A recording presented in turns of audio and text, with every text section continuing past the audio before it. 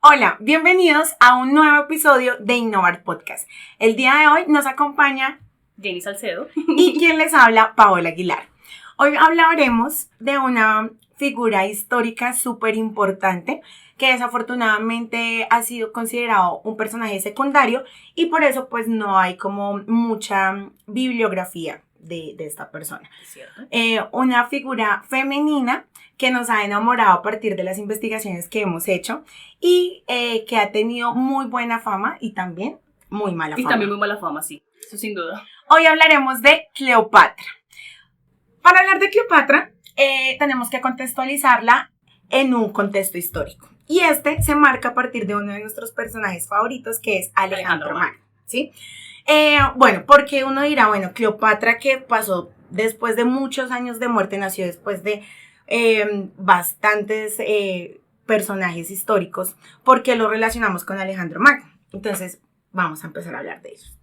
Cuando se muere Alejandro Magno, si ustedes nos siguen y han visto el capítulo de Alejandro Magno, sabrán que Alejandro Magno fue uno de los conquistadores más importantes de todo el mundo, ¿sí? Si no han visto el capítulo, los invito a que nos puedan seguir y ver 3 capítulos que les contarán absolutamente la vida, la historia y la muerte de Alejandro Magno.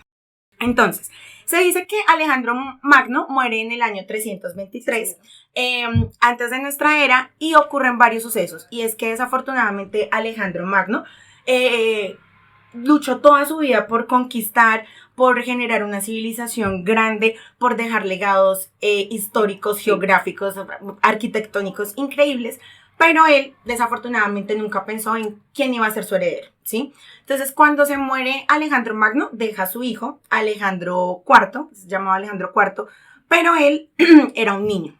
Entonces lo dejan a tutoría de una persona que toma muy malas decisiones. ¿Cuáles son estas decisiones? Dice, bueno, ya no estando Alejandro Magno, ahí como él conquistó tantos territorios, dijo, bueno, un peladito recién nacido, pues no lo va a poder gobernar. Entonces, acordémonos que Alejandro Magno es grande y es fuerte y hace todo lo que logra porque tenía muy buenos acompañamientos, ¿cierto? Entonces, los generales. Las personas que batallaron con él, pues el rey regente, que era la persona a custodia de Alejandro IV, dice, pues démosle los poderes a los diádocos, eran considerados estos generales que acompañaron todas las batallas de Alejandro Magno. Entonces, a unos les dieron Egipto, a otros les dieron Macedonia, Libia, bueno, se dividió todo el territorio, pero antes de morir Alejandro Magno hace una de las conquistas más importantes, que es a Egipto. Y hoy nos vamos a concentrar en la historia de Egipto. ¿Qué pasa con ellos? Bueno, primero hay una de las figuras más representativas para la vida de Alejandro Magno, que se llama Ptolomeo I. A Ptolomeo I le dejan Egipto, ¿sí? Entonces uno supondría que ellos iban a trabajar en pro de hacer crecer estos territorios para que Alejandro IV, cuando creciera, pues pudiera seguir este mandato.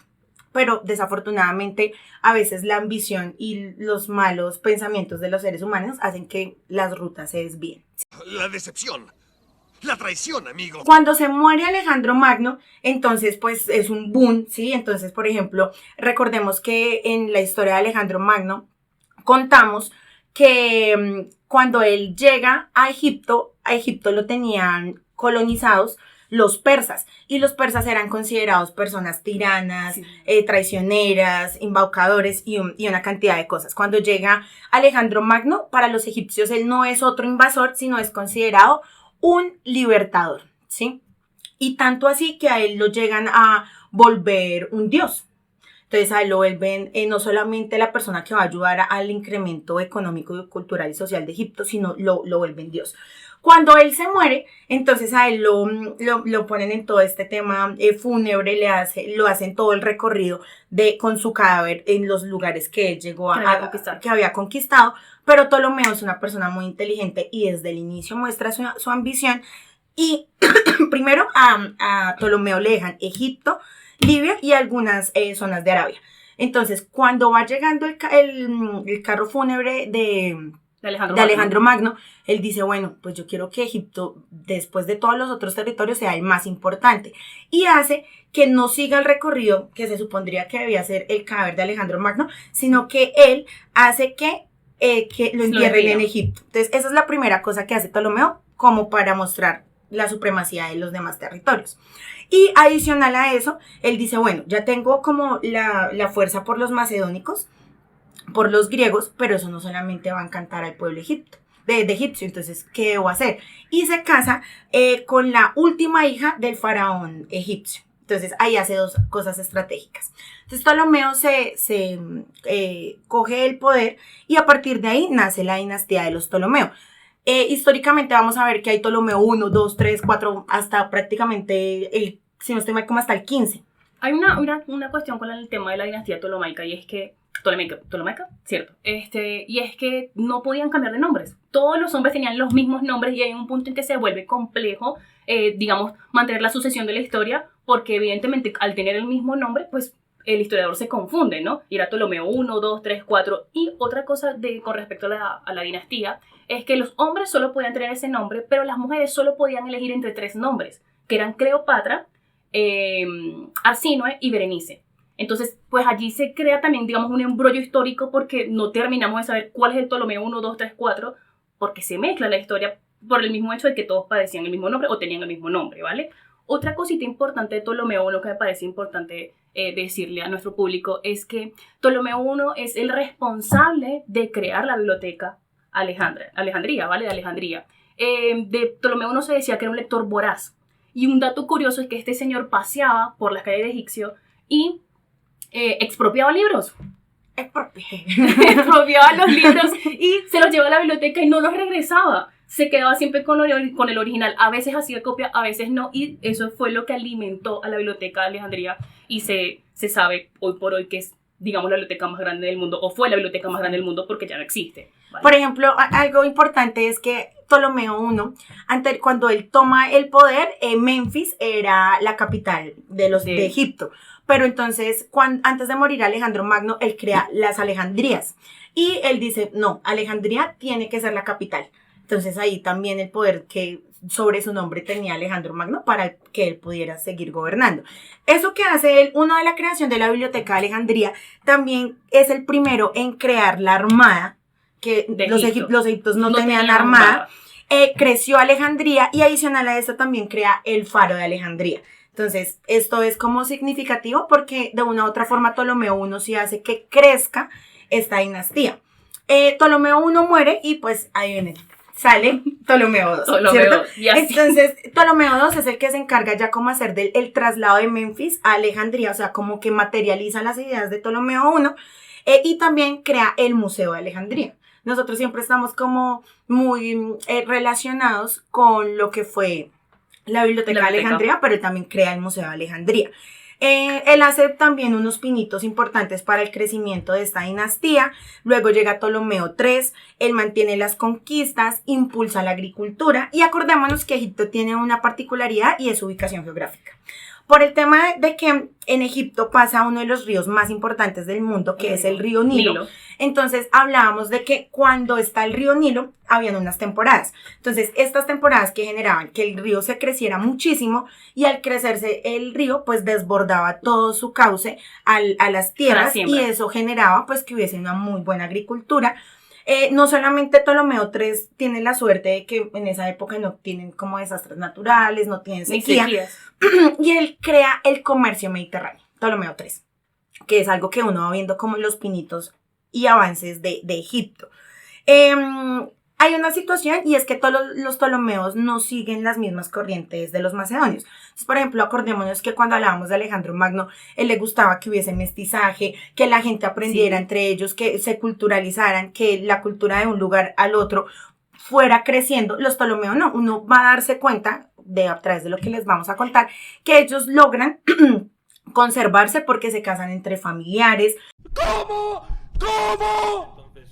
Para conservar como la pureza. La pureza de la sangre también, ¿no? Pero también era una alianza también estratégica porque cuando ellos no se casaban, digamos, con familias ajenas o, sí, familias ajenas a la suya, no tenían que dar ni dotes, ni tener que relaciones con la familia política, ¿vale? Ni perder ningún tipo de tierra. Entonces, eso hacía, pues, digamos, más fuerte la dinastía, ¿no? El hecho de que se casaran entre familiares. Además que impulsaba el tema de que ellos se veían a sí mismos como una especie de semidioses. Entonces la gente, pues el pueblo común, ¿cierto? como era inalcanzable llegar hasta el rey, porque solamente se casan entre ellos, solamente la Claro. cultura es entre ellos, ellos decían, de verdad debe ser que esta gente son semidioses, porque no hay forma de acceder a ellos solamente a través de los consejeros o maestros que estaban cerca de ellos. Pero la dinastía tolemaica se mantiene justamente es por eso, porque ellos se casan entre sí. Era muy común que un primo, hermano, papá con hija, eso era súper común. ¿Cómo pasa con ¿vale? Cleopatra? Pero también había algo muy común y es que era una familia de armas tomar, ¿no? Digamos que una familia que hoy en día debería ir a terapia urgentemente porque el asesinato era una tradición dentro de la familia, una tradición. Así como se amaban, se mataban. Sí, realmente, o sea, y era muy común que un papá asesinara a un hijo porque necesitaba el poder o necesitaba algún tipo de acuerdo político. Y pues tú dices, oye, eso no es tan común, ¿vale? Eso no está tan bien. Pero dentro de la dinastía tolemaica sí era común. Sí era, digamos, una tradición. Sencillamente ellos buscaban el poder. Y no tanto los nexos familiares. No era, digamos, como que su prioridad. Importante, ¿se acuerdan que ahorita Jenny nos decía, usted solo tenía opción de llamarse de 3 formas? Pues de la Cleopatra que vamos a hablar hoy es de la Cleopatra séptima. Séptima. Importante. Sí, bueno, entonces hacíamos como un contexto histórico pequeñito de dónde es que vienen estas familias, de dónde viene la dinastía Ptolomea. Entonces, bueno, vamos a mirar que el Ptolomeo 1, 2 y 3 hacen avances, quieren mantener como esa fuerza para poderle mostrar a los demás diádocos que ellos sí pudieron seguir como el crecimiento que esperaba Alejandro. Hay otros diádocos que se dedican a la pernicia, a mirar cómo pueden ellos enriquecerse y pues desafortunadamente eso es lo que a futuro le va a dar una fuerza al Imperio Romano. De la dinastía también se puede rescatar que ellos sí pensaron de alguna forma en el pueblo egipcio, ¿vale? Evidentemente a su manera, ¿no? Pero sí, digamos que lograron que Egipto tuviera un crecimiento ante el mundo. Mantuvieron, digamos, la cultura, mantuvieron el tema de la economía. Hay otra cosa que me parece muy importante destacar y es que en el tema de la figura femenina, las mujeres en Egipto sí tenían cierto poder, sí tenían acceso al comercio, sí podían estudiar, ¿vale? De hecho, podían elegir con quién casarse, podían divorciarse y además recibían dotes. Eran avanzados para su época. Eran muy avanzados para su época y es una cosa que le chocaba a la sociedad romana, porque la sociedad romana veía a las mujeres egipcias como que estas mujeres tienen demasiada libertad. Y las con ellas Además, ¿en qué momento cogen vuelo? Exacto, además que una mujer con libertad es una mujer peligrosa.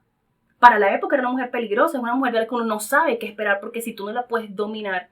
Entonces me parece que también que era en medio de todo bastante rescatable lo que hacía esta dinastía por el pueblo, ¿vale? Porque se notaba que no había tanto discriminación o no había había más libertades. Había más libertades para la mujer de la época. Estamos hablando del año 60 y pico antes de Cristo, ¿no? Entonces uno no se imaginaría que eso pasaba en esa época, sino al contrario. Pero creo que de la dinastía es muy rescatable ese aspecto. Entonces, rescatable también de los Ptolomeos hasta Ptolomeo III. Luego del cuarto y prácticamente hasta Ptolomeo XII siguen ellos en el poder, pero pues no es que hagan algo rescatable, ¿sí? Entonces se mantienen, logran tener como herederos para que la familia siga sobresaliendo y siga pudiendo gobernar. Y llegamos a Ptolomeo XII. Ptolomeo XII y es el que le da el nacimiento a Cleopatra VII. ¿Qué pasa con Cleopatra VII o cómo es este nacimiento de ella? Bueno, te cuento un poquito primero de Ptolomeo XII y es que Ptolomeo XII no fue criado para gobernar, ¿vale? A él se exilia de Egipto muy pequeñito porque ya con esa familia tan tensa y con eso de que se mataban unos contra otros, pues la mamita le dijo, oiga, mijo, si se quiere salvar, mejor huya, ¿vale? Y él se va y él pasa alrededor de unos 20 años fuera de Egipto.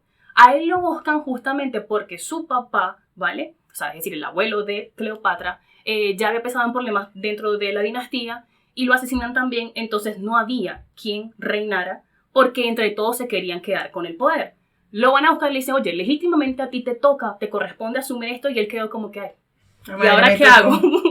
Entonces él, bueno, decide asumir el poder, igual pues no cualquiera le dicen, oiga, usted es el rey, venga para acá un momentico y se monta en esto. No solo rey, sino Dios, porque acordémonos que ellos no solamente era la figura de la persona que gobernaba el rey, como en otros lados, sino que lo volvían Dios. Exactamente, sí, de un momento a Dios otro, es la figura, Dios ¿no? es la figura. Pero es que además al rey, si tú miras algo y es psicológicamente hablando, si el rey puede ser cualquiera, ¿vale? Yo Sí. ¿por qué tendría que respetarlo? Sí, claro. Ahora, si es un semidioso, si es una especie de Dios, el ser humano dice, uy, ya eso está más grande, está fuera de mi poder, ¿no? Entonces, allí eso también generaba, digamos, cierta inseguridad entre el pueblo, pero también cierto miedo, respeto. Le tocaba sí o sí adorarlo.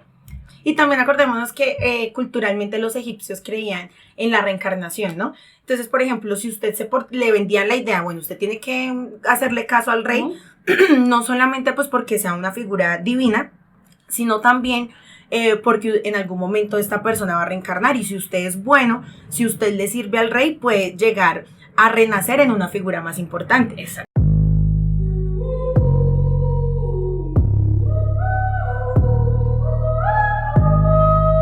Entonces pasaban cosas gravísimas en Egipto, y era que, bueno, por lo menos yo era de la grande alcurnia y yo tenía mis esclavos. Si yo me llegaba a morir, todos se iban conmigo, ¿sí? Entonces era tremendo porque era, digamos, imaginémonos siendo esclavo y uno fue, pucha, se murió sí. esta persona que yo soy a la que le sirvo. Y como acordémonos que pensaban en la reencarnación, entonces cogían a todos los esclavos, cogían todas sus fortunas y los enterraban con ellos. Entonces imagínense el nivel de represión para la sociedad en la que se encontraban. No era como tan sencillo como en otros lados. O sea, ellos sí se llevaban su dinero. Se llevaban su dinero, sus esclavos, y hasta comida, se llevaban absolutamente todo. Tanto así que luego de varias investigaciones, cuando llegaban a mirar esas tumbas, pues habían no solamente el muerto, sino 10, 15, 20 esclavos al lado de él.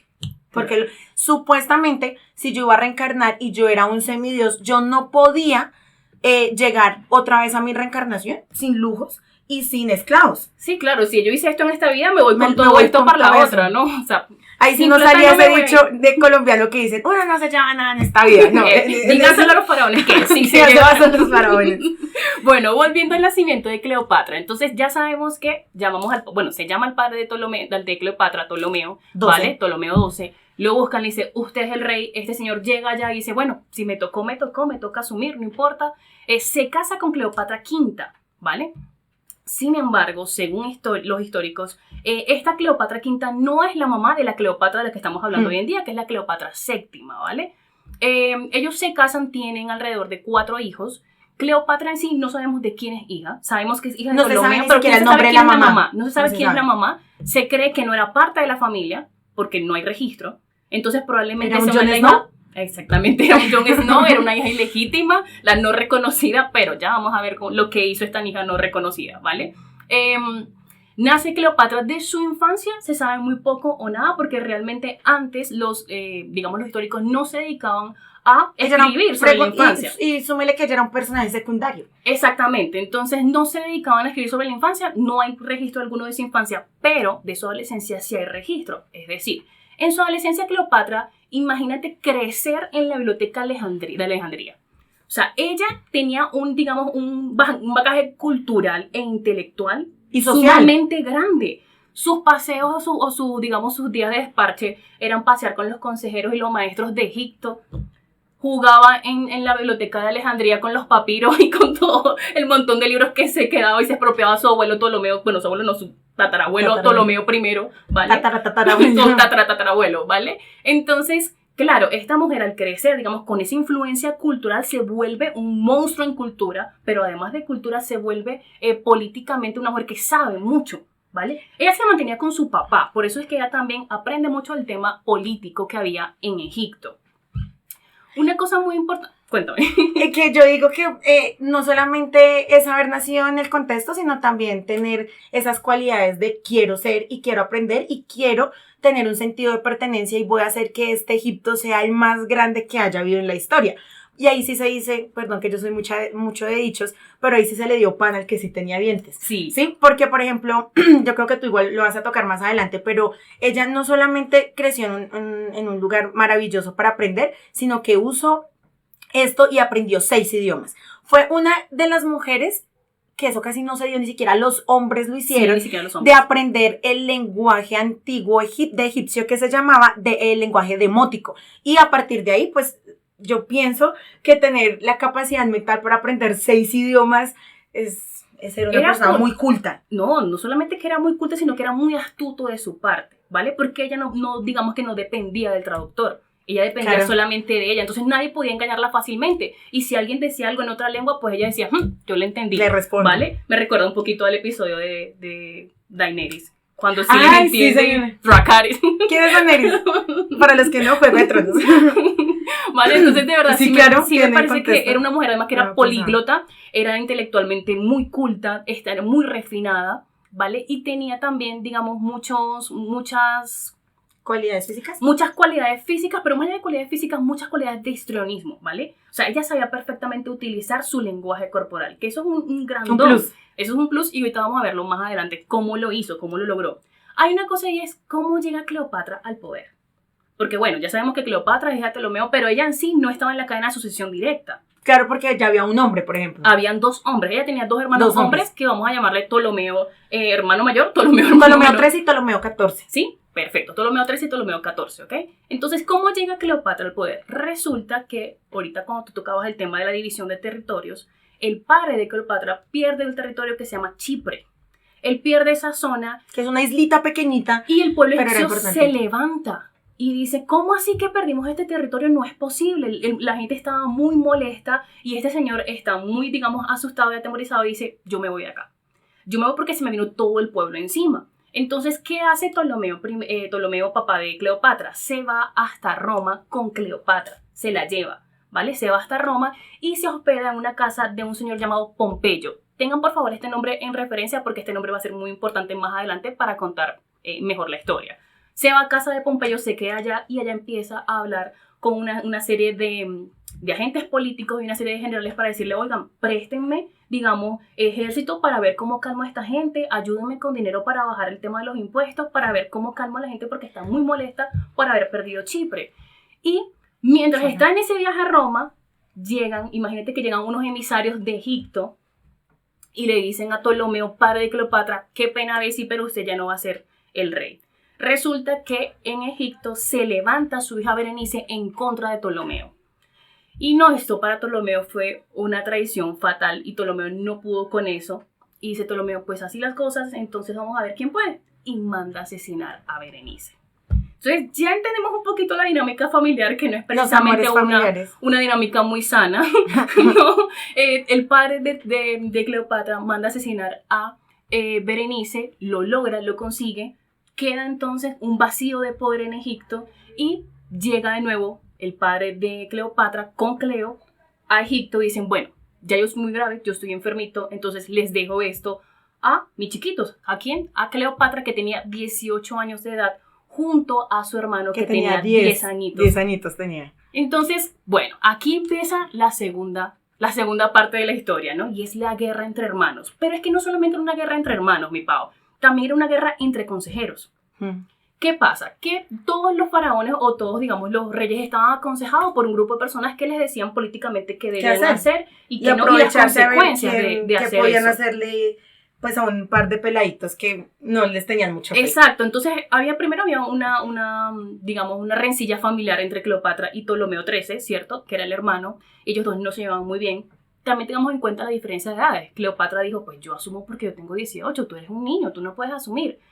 Pero el consejero de Ptolomeo XIII le dice, no papá, usted es el rey, usted es el hombre, ¿cómo se va a dejar? No, parece Empieza a re duro. envenenar. Entonces se empieza a envenenar la mente y este chico no aguantó la presión y empieza una guerra entre Cleopatra y Ptolomeo XIII. Se te faltó una cosita pequeñita y fue que ellos se tienen que casar. Sí, claro que sí, a eso iba. Ellos se casan simbólicamente. Ojo, esto es un matrimonio entre hermanos, pero este sí fue simbólico, ¿vale? Sí. Ellos no llegaron Había a muchos consumar. que eran simbólicos. Exacto, eran ellos no más llegaron como estrategia. a consumar el matrimonio, pero como era parte de la tradición egipcia, ellos tenían que casarse sí o sí, ¿vale? Ellos se casan, pero igual la guerra sigue. La guerra sigue. Entonces, su hermana Cleopatra se entera que la iban a asesinar, que había un plan para asesinarla y esta mujer dice, yo me voy, a mí no me van a quitar de acá así como así, y huye, se va hasta Siria. Pero esta mujer no fue que se fue a Siria a decir, ay, pobrecita, yo ya me quedé por acá. Ya no, valí. señora, esta era una mujer de armas tomar y ella va hasta Siria. ¿Y qué hace? El ejército. Forma un ejército militar, contrata mercenarios, le paga a la gente, pero además esta señora conocía perfectamente Egipto, conocía los planos del reino, ¿vale? Del castillo, desde donde ellos se ubicaban, sabía exactamente cómo entrar, cómo ir, cómo salir, no era cualquier tonta, ¿vale? Ella pasa un año en Siria contratando a toda esta gente, preparándola y esperando el momento directo para atacar a su hermano. Y llega el momento. ¿Sabes cuándo llega el momento? ¿No sabes cuándo llega el momento? Ya te lo cuento. Cuéntame. Cuéntame. El momento llega con la llegada de Julio César. Julio César. Julio César. ¿Qué hace Julio César? Primero, ¿quién era? Era un cónsul en Roma, ¿vale? Julio El César, triunvirato de Roma. al enterarse que había tanto chicharrón en Egipto, dice, están peleando estos dos hermanos, ya no está Ptolomeo, ¿vale? Yo mejor voy para allá a Egipto, ¿vale?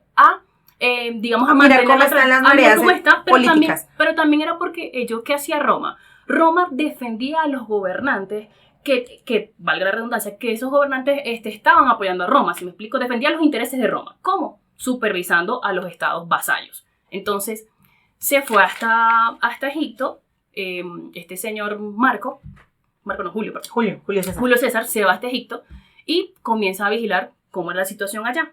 Pero hay una cosa que no estamos escapando y es el tema de ¿Qué está pasando en Roma? ¿Qué está pasando en Roma? Cuéntanos. Entonces, bueno, ¿qué está pasando en Roma? Nosotros vamos a hacer un capítulo que también los esperamos para hablar de Julio César, que es un personaje increíble. Entonces, hoy vamos a tocar solamente como la vida de Julio César, cómo influye en la vida de Cleopatra, ¿sí?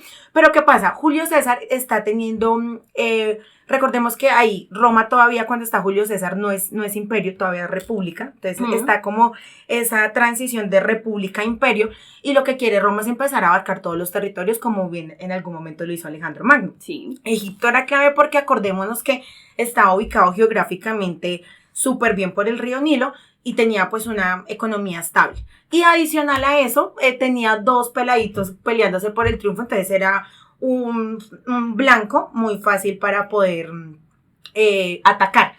Pero en Roma se estaba peleando el poder Pompeyo, sí señor. ¿Se acuerdan que les dijimos que lo tuvieran súper pendiente? Y Julio César. Entonces Pompeyo se va para Egipto en ese mismo momento de que empieza a sonar la marea de que hay dificultades en la dinastía Ptolomea. Entonces llega Julio César y entonces Ptolomeo XIII dice, pues para acá viene Pompeyo se lleva mal con Julio César, yo quiero los favores de Julio César porque pues Julio César era la cúspide del éxito que en algún momento lo vamos a ver. Entonces, ¿qué vamos a hacer? Pues vamos a demostrarle a Julio César que yo soy su amigo. Y la mete una embarrada la tremenda, porque llega Ptolomeo y el peladito Ptolomeo ese dice, tengo un gangazo y tengo una oportunidad para quedar como un rey. Sí, señora. Con Julio César. Y hace algo pues como terrible, y es que capturan a Pompeyo, le cortan la cabeza. Y cuando llega Julio César, se la entregan. Le dice, Julio César, esto es lo mejor que yo puedo hacer por usted. Y yo no sé si ustedes se acuerdan de una historia acá como un flashback de Alejandro Magno, que a él le pasa lo mismo con Besos. Sí. Que llega, bueno, véanse de Alejandro Magno. Perdón. Entonces, llega con la cabeza y él en vez de decir como, ¡ay, gracias! que va a quedar regalazo. Pues hombre, si usted lleva toda la vida peleando contra alguien, pues lo que usted desea es que sea usted quien ajuste cuentas. Que ajuste cuentas y llegan y le quitan como esa oportunidad. No, pues muchas gracias por nada. Claro, y ahí eso es lo que pasa. También pasa que Julio, o sea, él no esperaba esa muerte para Pompeyo. Porque él decía, de una u otra forma yo le tenía aprecio y siento que no fue una forma digna de morir. Exactamente. No, además que ellos eran familiares, ellos eran cuñados, entonces pues obviamente él decía, no es eso lo que yo espero, pues para que mi hermana, sí había que castigarlo, pero no de esa forma. Entonces esto, digamos... Más que ser un pro es un contra. Exactamente, era un contra, y recibir así a Julio, él dijo no. O sea, de verdad, esto no me gusta para nada, no estoy de acuerdo. Y ya desde allí hay el primer quiebre con Ptolomeo XIII, ¿vale? Eso sucede. Mal asesorado Ptolomeo XIII. Súper mal asesorado. Asesórense mejor, ¿vale? Bueno, él está muy mal asesorado. ¿Qué pasa? Llega Julio César a Egipto, lo reciben con la cabeza de Pompeyo. Él se queda allí un par de días porque pues él tenía situaciones que arreglar y también tenía que calmar las aguas en Egipto. Y se entera... Cleopatra, estando en Siria, se entera que Julio César estaba en Egipto y dijo, esta es la oportunidad. Esta es la oportunidad, yo acá me le voy, me le meto, hablo con este señor. Ojo, también es importante destacar que a Cleopatra le duele la muerte de Pompeyo porque Cleopatra vive en casa de Pompeyo en una época, recordemos que hace ratico lo decía, ¿no? Cuando su papá huyó. Entonces, bueno, Cleopatra se inventa un plan maravilloso. ¿Vale? ¿La de la alfombra? Exactamente, el de la alfombra. Ya de acá partimos y creemos que Cleopatra realmente no era una mujer muy alta. Creemos que la estatura de ella era pequeña por lo que hizo. ¿Qué hace? Digamos que se envuelve en una alfombra y se disfraza, digamos, de un regalo, de un obsequio para Julio. Entonces, como ella conocía perfectamente todo el Egipto, pero además como conocía todo el castillo, la zona en la que ella vivía, porque era por su dónde casa, entrar, por dónde salir, por dónde y hacer que todo. además ella tenía su gente que la apoyaba. O sea, había mucha gente dentro de Egipto que Y sí que la estaba de admiraba. acuerdo con que ella fuese la reina. Entonces ella, bueno, tenía ahí sus panitas dentro del castillo y logran pasarla, ¿vale? Logra ingresar directamente a la habitación de Julio César. Imagínate que te digan, aquí te traen un regalo tan súper grande. Uno primero lo ve grandísimo y dice, uy, qué chévere, ¿cierto? Tremendo regalo. Llega Julio César a lo que abre, ¡guau! Cleopatra. Que también dicen que es mito. Dicen Pero- que es mito, también dicen que el tema de la alfombra era un mito. O sea, de repente no era una alfombra, sino como una especie Una de... caja. no, una especie de saco de papas. Llega a su encuentro con Julio César y pues él lo deslumbra, ¿vale? Porque él primero no esperaba encontrarse con ese regalo y semejante regalo que era Cleopatra, nada más y nada menos. Y bueno, ella comienza primero a disculparse por lo que había hecho Ptolomeo XIII, que era haber asesinado a Pompeyo, que esto fue una decisión fatal. Y creo que a partir de allí es que Julio César determina a quién va a Dice apoyar. como que ella tiene más futuro para ser la que gobierna. Exactamente. Yo creo que a partir de ese evento es que él dice, estas cosas no me cuadran con Ptolomeo, porque además está siendo asesorado por sus maestros, por sus consejeros. Y él dice, bueno, si este no tiene la capacidad de pensar por sí solo, no me sirve. Llega, ahora, él se asombra de esta estrategia de Cleopatra, de metérsele, digamos, al rancho, de meterse en la habitación y de deslumbrarlo así, dijo, burló a la seguridad. Además que, digamos que también burló a mi seguridad porque él se va con su ejército Claro. personal, Claro. ¿no? Y él dice como que, bueno, esta es una Tiene mujer mérito. de armas tomar, tiene mérito, vamos entonces a ver qué es lo que hay, ¿vale? Entonces, Cleopatra primero le muestra a él, digamos, como cuáles son sus estrategias para gobernar Egipto. Sus Y sueños, qué es lo que espera con ellos. Exactamente. Si no estoy mal, no sé si tú de pronto tengas claro ese chismecito histórico de cuántos días supuestamente Julio César y Cleopatra se quedan en esa misma habitación. Ese chismecito histórico no te lo tengo, te tengo otro, también está bueno, vale, ese dato exacto no lo tengo, pero creen, o los historiadores dicen que a partir de allí nace un flechazo. Ellos se enamoran, ¿vale? No sabemos a ciencia cierta si realmente pasan esa primera noche juntos o no, pero a partir de este encuentro es que Julio César decide, digamos, mantener la paz en Egipto. ¿Qué hace entonces Julio César? ¿Recuerdas Chipre, que fue el territorio que había perdido su papá? ¿Vale? El papá de Cleopatra. Él dice, miren, para que ustedes puedan gobernar tranquilo, para que las aguas se calmen en Egipto, yo les voy a devolver Chipre. Se las devuelvo a los dos hermanitos, ¿vale? Y gobiernan ustedes en santa paz. Y en teoría, pues estos hermanitos hicieron así, a la mala, como cuando uno lo regaña que le dice, bueno, pídalo, bueno, está bien, Sí. ¿vale? Pero mentira. También estamos por ahí, hay una hermana, Sí, así no es. Arsinoe, y cuando llega Julio César dice, bueno, pues toca tener a todo el mundo contento. Hay algo importante desde las estrategias militares, y es que los romanos sí querían que Egipto fuera de Roma, Sí, claro que sí. pero él dice, bueno, ¿qué tal me pase lo mismo que Alejandro Magno? Que yo me ponga a darle el poder a un sátrapa. Un sátrapa era como una persona que llegaba al poder, era por puro, no por meritocracia, sino porque lo ponía. Entonces él decía, yo prefiero tener a una mujer y a un peladito en Egipto que yo por ahí Exactamente. ponerme a mandar a un gran coronel, a un gran militar y que luego él se vuelva en mi contra. Entonces estratégicamente no es como, me enamoré de Cleopatra, ven, yo te ayudo, sino que también él tenía sus intenciones individuales como imperio. Pero que si a él bien le cabía Roma en la cabeza, los romanos decían, ¿y por qué no se vino con Roma si se fue, por qué no se vino con Egipto si fue hasta allá? Entonces, claro, yo lo pongo a pensar y es mucho más fácil manejar a estas dos personas que poner a una persona que luego coja ese poder que tiene Egipto y luego como lo quita de allá. Ahora, ¿qué pasa? Empieza la relación entre Julio César y Cleopatra, ¿vale? Pero Ptolomeo XIII se entera.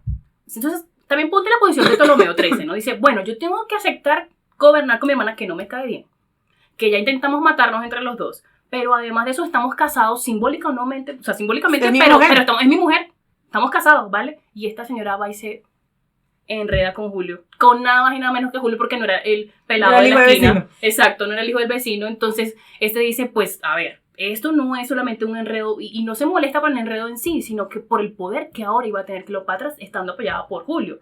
Y Ptolomeo dice, vamos a fingir que sí vamos a tener santa paz, pero no. Empieza de nuevo la guerra. Y él, antes de irse, Julio César les deja claro qué lugar le va a corresponder a cada uno. Y ahí también lleva medianamente bien a la hermanita. Porque la pelada decía, no, yo creo que eso es la pelea de esos dos. Yo ahí no tengo velas en no tengo velas en en tierra. Y él también le da a ella tierras. Es ahí como que, porque después va a pasar algo exactamente. Con ella. Pero como esta santa paz fue muy momentánea, no se había ido bien Julio de Egipto cuando ya estos dos personajes, Ptolomeo XIII y Cleopatra, se estaban atacando de nuevo. ¿Qué hace Julio? Envía entonces su ejército y le dice a Cleopatra, pues yo te ayudo, yo te apoyo, vamos con todo contra tu hermano. Y empiezan las guerras civiles en Egipto. En una batalla naval, su hermano es, digamos, atacado, se cae del barco y debido al peso de la armadura, que era oro, cae al fondo del mar. Y es una muerte muy pendeja. Entonces, ya allí se deshicieron del primer hermano, ¿no? Que era otro hermanito, recuerda que queda el hermanito menor que es Ptolomeo XIV. Dice entonces Julio, bueno, Cleo, ya te ayudé, mamita, ya la monté en el trono, ¿qué más necesitas? Ya ¿Qué está más muerto quiere, su hermano, pero acuérdese que no puede haber una reina sin un rey, entonces su merced linda se me va a volver a casar con Ptolomeo XIV. Y se casa con su hermanito menor. Ahora, este hermanito menor dijo, yo ni loco me hago lo mismo que el otro. Yo quietico, calladito, sí que quiere hermana, dígame lo que usted diga, ¿vale? Él sí dijo, yo ahí no me meto en lo que mi hermana diga, es amén. Y eso fue lo que hizo, él tuvo quietico. Lastimosamente tampoco le funcionó estar quietico, ¿vale? Sigue el amor entre Julio César y Cleopatra y tienen un bebito. El bebé se llama... así era que le decían, él se llamaba Ptolomeo César. Sí, pero se ha conocido mundialmente como... Pero era como cuando uno le dice Pedrito a alguien, pero se llamaba Ptolomeo César, le decían Cesarión como pues por cariño. Pero antes de eso hay que tener en cuenta que ellos siguen su romance, ella queda embarazada, pero entonces los romanos ven con malos ojos eso. Claro, a eso iba. Los romanos ven con malos ojos esto porque, a ver, primero Julio estaba casado en Roma con una mujer de alta alcurnia, con una noble, y este señor se va por allá a buscar el territorio. Y se casa también otra vez. No se casa toda, no, él no se casa con Cleopatra. Él se va hasta allá a buscar un territorio y viene más bien embarazado.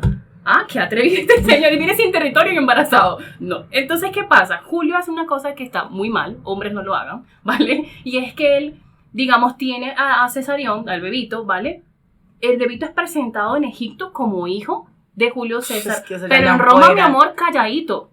En Roma nadie sabía nada. Y Julio César tampoco lo presenta como su hijo en Roma, porque ese era un problema evidentemente político, pero además con la esposa, ¿no? Entonces él se quedó calladito, dijo, qué bueno, sí, tan bonito el chinito, pero no. Pero yo me voy de acá. Y se va hasta Roma, ¿vale? Vaya a tratar de resolver sus asuntos políticos, estando allá este señor, porque hay que ver que la gente también es bien abusadora. Chica, llama a Cleopatra y dice, oye, mi amor, mira, te invito a pasar unos días acá en Roma. Y la otra señora muy abusadora dice, bueno, está bien, yo me voy hasta allá. Agarra a Cesarión, a su hermano esposo a la vez, ¿vale? Se va hasta Roma y no fue una visita de 15 días. Estuvo año y medio viviendo en Roma, junto, evidentemente, a su hermano, pero, digamos, tenía sus encuentros amorosos con Julio César. Y Julio César estaba ahí con la esposa al lado. Entonces, ahí digamos ¿eran bien civilizados? Pues, sí, muy civilizados o muy conchudos, digamos, porque de verdad que atrevido. Hay algo que se nos escapa porque es que esto tiene tanta vaina muchísimo rica para contarles, pero cuando Julio César se va con la hermana. Sí.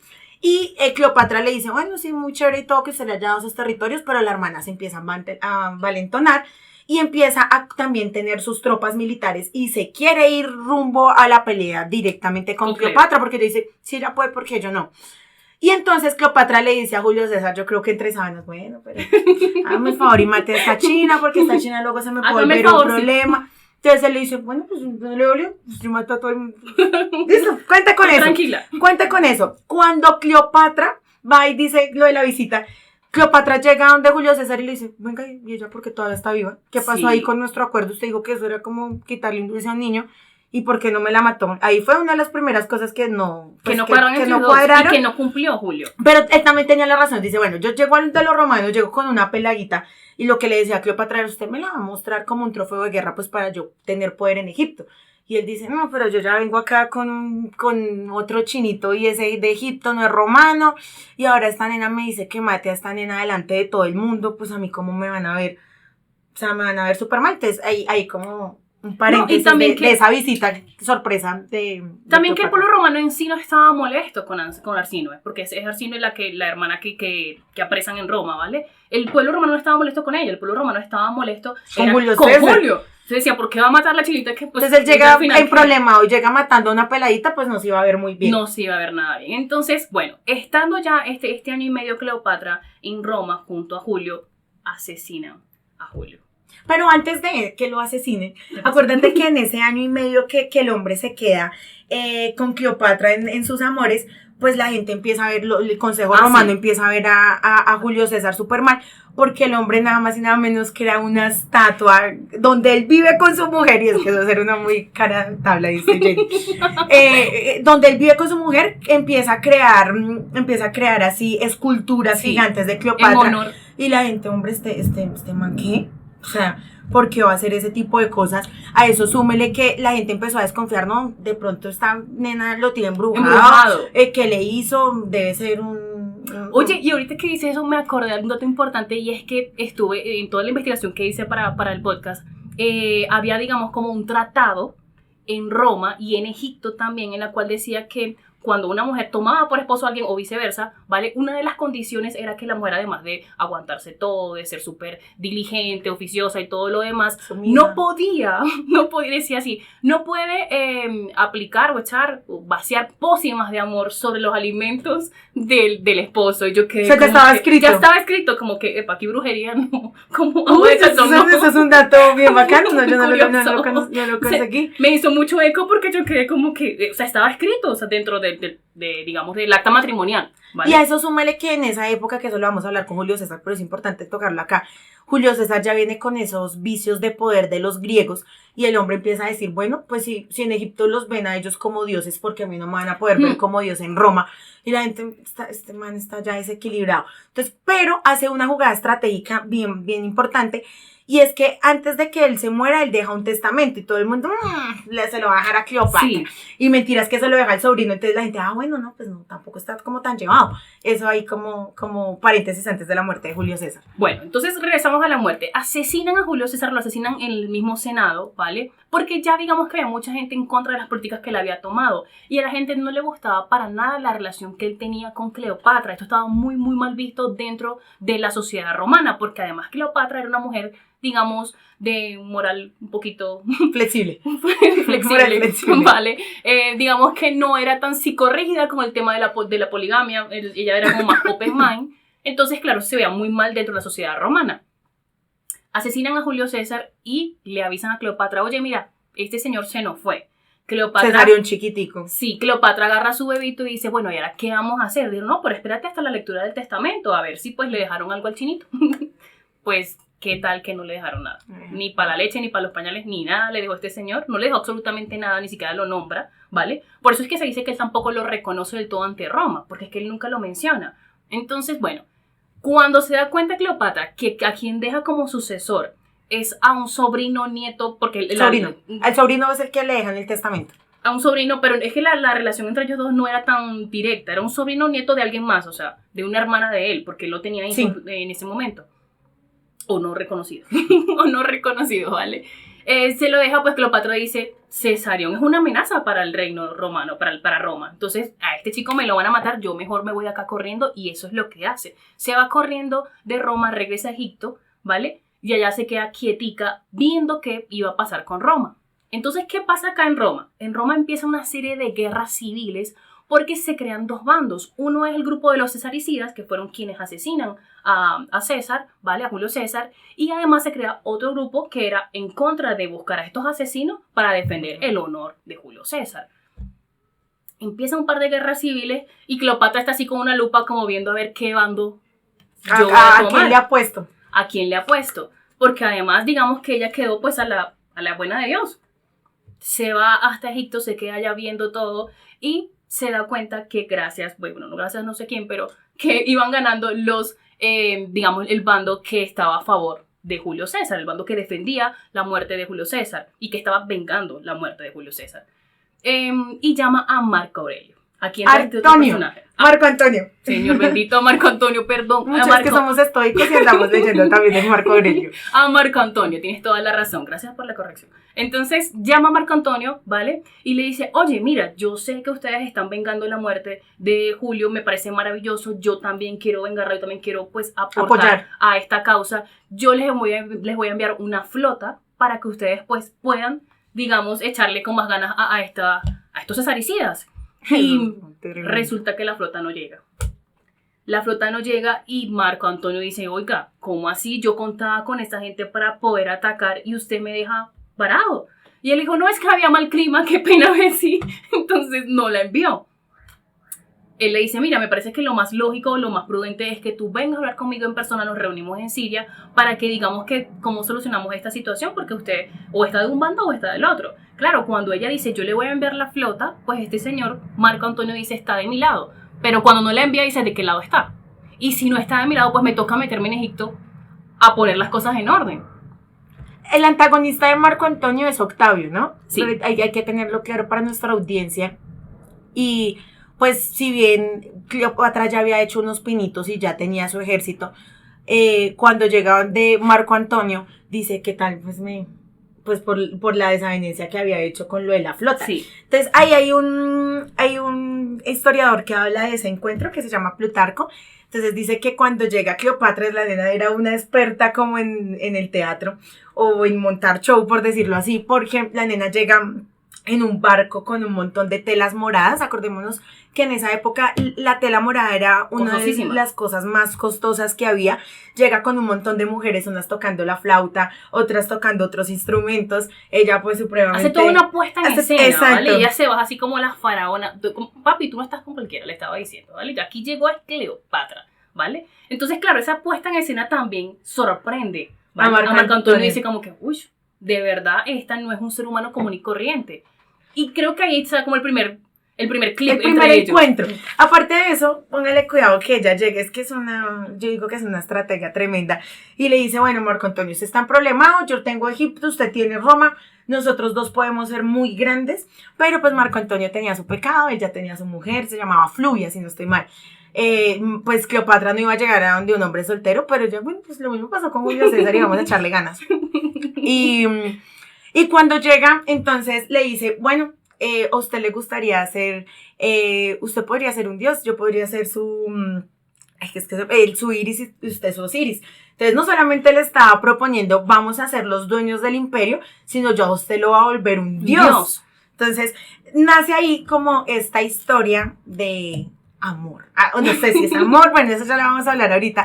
Y se cuenta que el primer encuentro con Marco Antonio, ellos duran encerrados 14 días, planeando toda la estrategia, de pronto pues así, conociéndose bien profundamente. Y pues nada, se empieza a generar este lazo, y entonces ya era un lazo más fuerte porque Octavio, si bien tenía poder, pues no tenía este país tan grande para empezar a tener pues como la fuerza. Ahí empiezan las guerras, la batalla de Filipos, que es contra Marco Antonio, contra Octavio.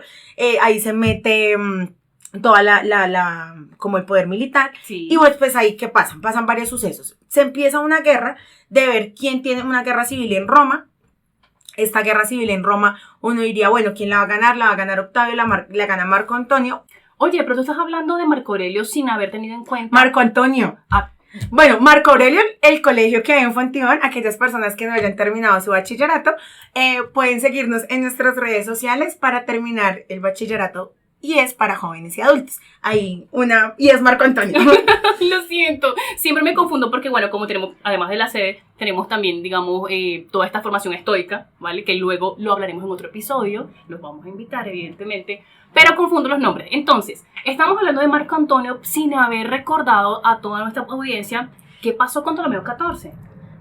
Recuerdan que cuando ella estaba en Roma y sale huyendo porque asesinan a Julio César, ella se va con su esposo hermanito, ¿vale?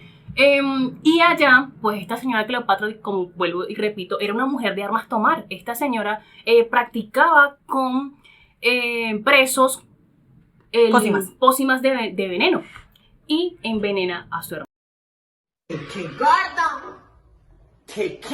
También. A pesar de que él se quedó quietico y dijo, yo no hago nada, tú tranquila que yo acá Pero pues calladito, pero igual era una problema se amenaza. le puede ir empeorando y era una amenaza. Era una amenaza. Mira, yo creo que nos hace falta tocar bastantes temas y ya es toda la guerra que se empieza a dar y la transición que se da de república a imperio. Esto nos indica que se nos van unos minuticos más. Así que recuerden seguir viéndonos. Vamos a tocar Cleopatra, un segundo episodio de Cleopatra. Así que nada es imposible para el que se atreve. Atrévanse a seguir escuchándonos y muchas gracias por escucharnos. Bye bye.